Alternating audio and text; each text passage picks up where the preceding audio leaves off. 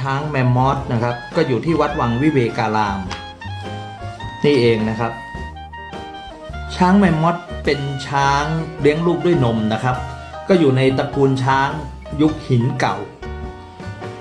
ปัจจุบันเนี่ยมีการค้นพบซากดึกดำบรรพ์ของแมมมอธในทวีปยุโรปและเอเชียเหนือเช่นไซบีเรียเป็นต้น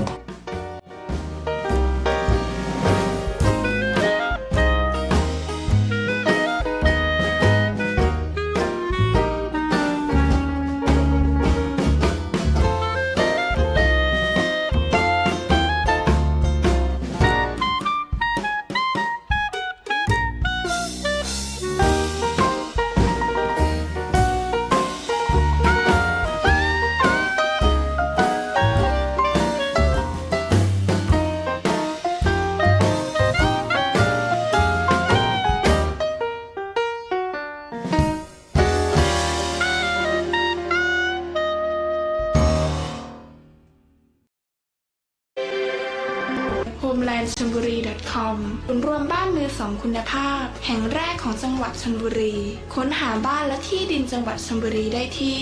www.homelandchonburi com และ www.chonproperty.com